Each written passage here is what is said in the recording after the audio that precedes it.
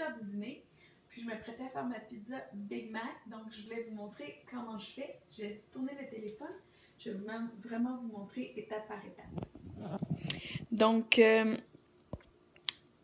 on commence par la plaque perforée. J'ai allumé mon four à 400 degrés.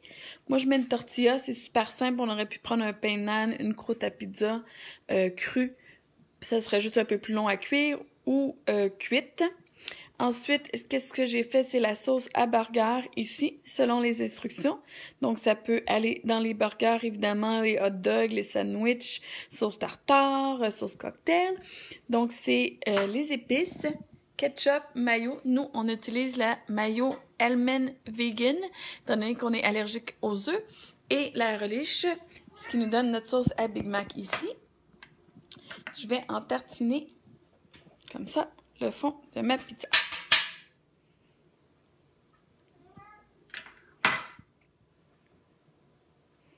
Ça ici.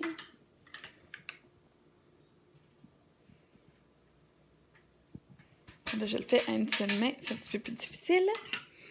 J'ai fait cuire un peu de steak haché. J'ai congelé tout mon steak haché dans des portions individuelles. Puis, il m'en restait un petit peu. Donc, je l'ai mis avec l'assaisonnement burger au micro-ondes. J'ai mis 2 minutes. J'ai mélangé avec notre séparateur à viande. Je leur ai mis 1 minute, donc 3 minutes pour à peu près 1 livre de bœuf haché. Là, c'était gelé, je l'ai mis au frigo.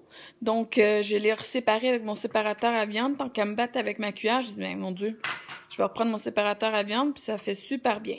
Fait que je mets un peu de bœuf haché comme ça sur la pizza.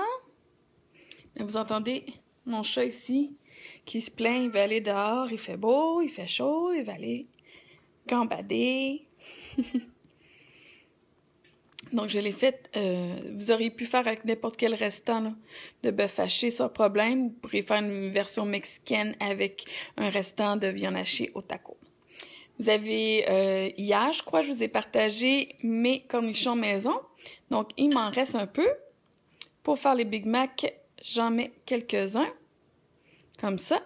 Si jamais vous allez à la microbrasserie Opéra à Jonquière, ils ont un four à pizza et des pizzas vraiment incroyables. Moi, je prends toujours la pizza Schwarzenegger, puis il y a des cornichons dedans. C'est vraiment bon. C'est comme un smoke meat en pizza. Donc, vous pouvez mettre des cornichons dans votre pizza et les cuire, c'est vraiment bon. Comme ça ici, on n'en mettra pas trop non plus. Puis, évidemment, du fromage. Moi, je râpe ou j'achète mon fromage râpé et je le congèle. Puis là, vous voyez, même congelé, il s'émiette. Fait que c'est un truc pour pas perdre votre fromage râpé. Puis de toujours en avoir sous la main, je le congèle, tout simplement. Puis si vous me demandez, oui, c'est un plat Tupperware pour congeler mes choses.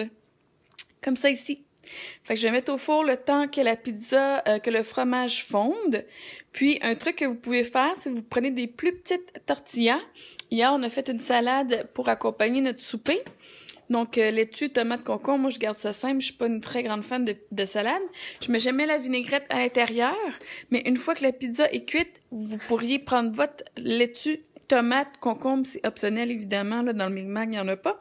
Puis, le mettre sur la moitié de votre pizza et la plier en deux pour faire vraiment une pizza Big Mac version sandwich à manger avec les mains. Moi, je fais la version pizza comme ça, puis je vais manger ma salade à côté en accompagnement. Je fais la vinaigrette au Canada. Je vais vous donner la recette aussi. Je vais vous mettre évidemment une image du résultat final. Puis, si j'avais voulu, j'aurais pu aussi couper des petits oignons fins rouges en dés avec notre mandoline. On a la palette faite exprès pour ça. Faut juste aller dans le bon sens de l'oignon pour faire des petits cubes. Donc là-dessus, je vous souhaite une bonne journée, bon appétit, bon lunch, puis je vous mets des photos du résultat final. Bye bye!